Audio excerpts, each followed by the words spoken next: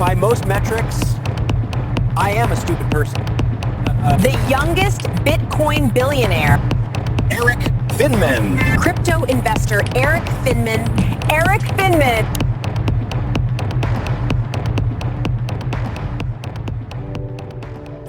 At the age of 15, he started his online educational business, Botangle. In 2016, he launched a $250 virtual reality computer.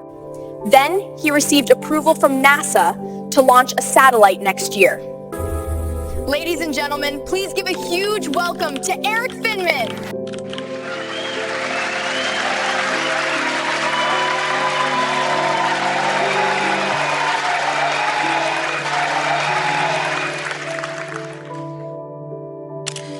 My name is Erik Finman.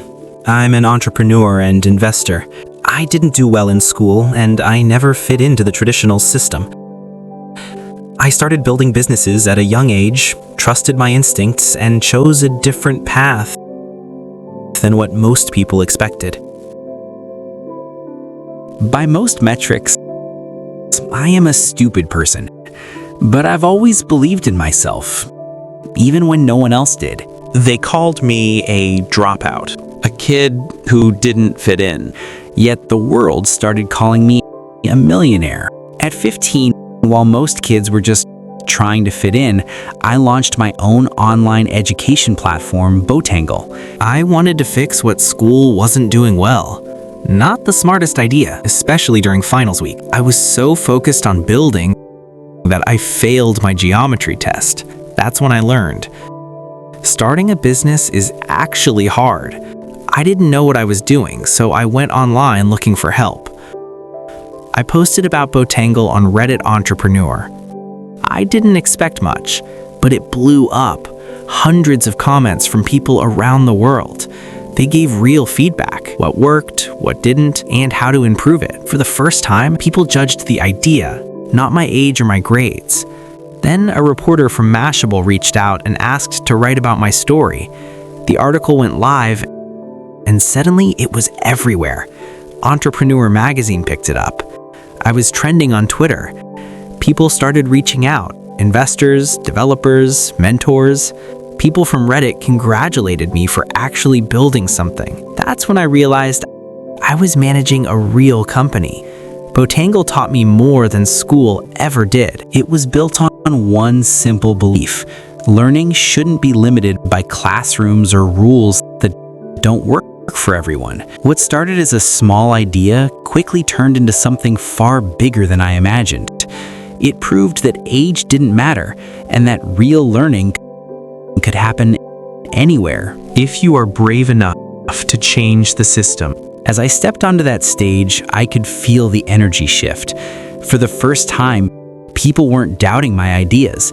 They were listening, believing, and watching what I'd do next. People tried to push me towards the safe path, the one that made sense to everyone else. Finish school, follow the rules, and wait your turn. But I chose the opposite direction. I trusted my instincts, took risks most people warned me about, and learned that believing in yourself matters more than fitting in. Every failure, every headline, every moment of doubt became a lesson.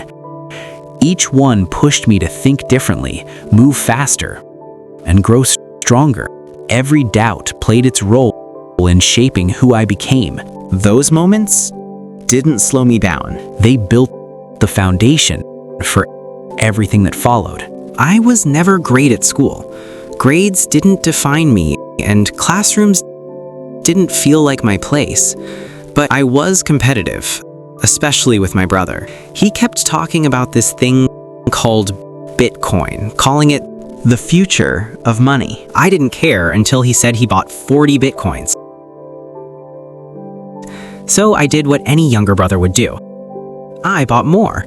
I put all my savings, about $11,000, into Bitcoin. At the time, it was worth $12. Then it started to rise. Suddenly, everything changed. During finals week, instead of opening my textbook, I picked up a book called Without Their Permission. That's when it clicked. It was written, "You don't need permission to learn. You don't need permission to build." Bitcoin wasn't just money to me. It was proof that curiosity can change your future. When I was 8 years old, I went to Comic-Con. I remember the costumes, the creativity, and how real everything felt. That was the first time I thought, maybe I could build something like that. One character stayed with me, Dr. Octopus, a scientist with 4 mechanical arms controlled by thought. It was fictional, but the mechanics behind it didn't have to be. At first, it wasn't about building a product. It was about exploring a concept. We asked a simple question: how close can we get to this using real engineering? The hardest part was weight and power. Motors strong enough to lift were too heavy. Lighter motors weren't strong enough. Every design forced trade-offs between strength, control, and safety. The goal wasn't to replace humans, it was to extend human capability, to create something that moves with you, not instead of you. Projects like this open doors: construction, medical assistance, industrial work. Not overnight revolutions, but steady progress from imagination to reality. Botangle was kind of running in the background. It kept getting users every week, and it was actually making money. I even forgot about it for a while, until I realized there was a lot of money sitting there. That made me think, maybe this shouldn't just be a one-person thing anymore. So I started something new called Intern for a Day. The idea was simple. Give people a chance to intern at a startup for just one day. They'd get real experience, maybe even get hired, and actually make money doing it. It was something I would have loved back home in Idaho, where opportunities like that didn't really exist. When I opened registrations, I thought maybe 20 or 30 people would sign up. Instead, over 100 people registered. All the tickets sold out in less than 15 minutes. I remember riding my bike to work, getting notification after notification. That's when I realized this thing was getting really popular, and people were actually having fun. There were contests, events, and people were learning by working in real startups. Startups were learning too, how to manage teams and mentor people. I thought that was incredible. Then I started thinking, maybe this doesn't have to stop at tech. Maybe it could be chef for a day, or singer for a day, or anything you could imagine for a day. Because what I learned was simple. You can learn a lot in just one day. Building companies wasn't about months ahead. It was always about today. What needs to happen today so we survive today? So I tried it myself. I did chef for a day, and it did not go well at first. A lot of burnt mac and cheese, but by the end of the day, there was plenty of mac and cheese that wasn't burnt. I tried other things too. I spent a day at a Buddhist temple just out of curiosity. I even auditioned for X Factor for a day. I'm not very proud of that one. Thankfully, it's buried deep on YouTube. But every single day, I was learning something new, and it was incredible. So I'll leave you with a challenge.